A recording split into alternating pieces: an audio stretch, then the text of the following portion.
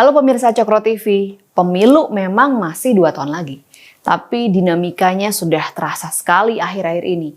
Para kandidat calon presiden, calon wakil presiden, dan petinggi-petinggi partai semakin sering melakukan manuver-manuver yang bisa kita maknai punya kaitan dengan persiapan pemilu 2024. Meski belum final, namun peta koalisi pemilu 2024 samar-samar mulai kelihatan nih bentuknya. Saat ini kemungkinan besar akan ada 3 tiket pencalonan yang dapat digunakan oleh para kandidat.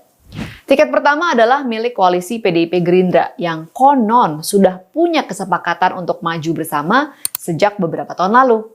Tiket kedua adalah koalisi Nasdem, Demokrat, PKS. Sementara tiket ketiga adalah koalisi yang baru saja dideklarasikan belum lama ini antara Golkar, PAN, dan juga P3.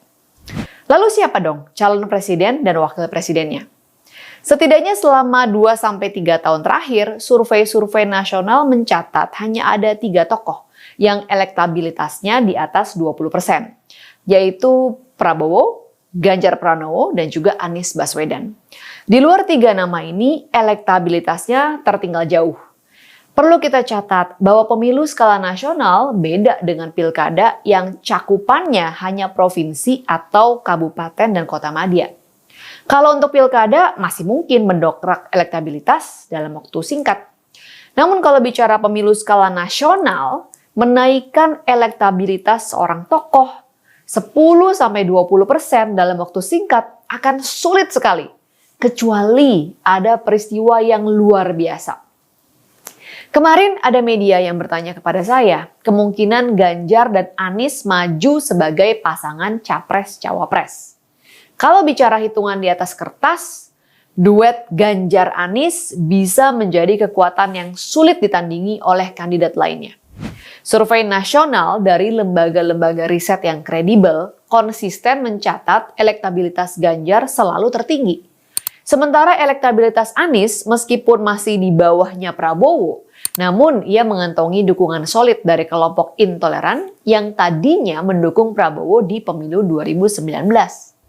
Jika sampai maju lagi di pemilu 2024, Prabowo akan sulit meyakinkan kelompok intoleran untuk kembali mendukungnya. Sejak menyeberang ke kubu Jokowi, Prabowo sudah dicap sebagai pengkhianat. Sementara jika mengharapkan didukung oleh kelompok nasionalis, susah juga. Kelompok nasionalis belum bisa melupakan manuver Prabowo yang berkoalisi dengan kelompok intoleran di pemilu yang lalu. Hal ini sulit diterima oleh pemilih nasionalis. Dengan begitu, di atas kertas, pasangan Ganjar-Anies bisa jadi unstoppable. Tapi kalau melihat sikap atau standing position Ganjar Pranowo selama ini terhadap isu-isu intoleransi dan radikalisme, rasanya tidak mungkin Ganjar akan mau berpasangan dengan Anies Baswedan. Misalnya ketika ada siswi sebuah sekolah ya di Sragen yang diintimidasi karena tidak memakai kerudung, hingga akhirnya siswi tersebut keluar dari sekolah. Ganjar terang-terangan menyebut insiden itu sebagai bentuk intoleransi dan langsung menegur guru serta kepala sekolah. Menurut Ganjar, intoleransi dalam lingkungan sekolah adalah bibit radikalisme dan terorisme. Ganjar berkomitmen akan memutasi guru dan kepala sekolah yang membiarkan praktek intoleran terjadi di institusi pendidikan.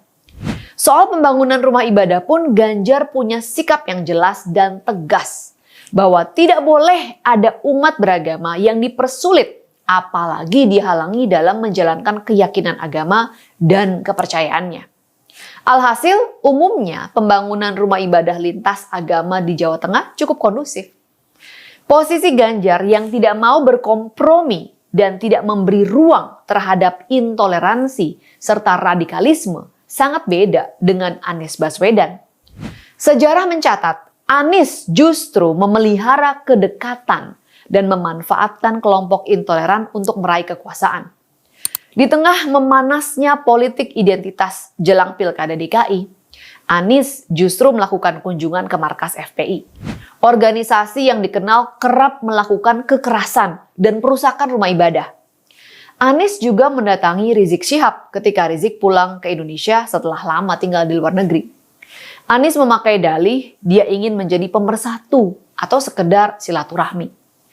Namun dalam proses hukum yang berlangsung kemudian, terungkaplah kedekatan FPI dengan aksi terorisme.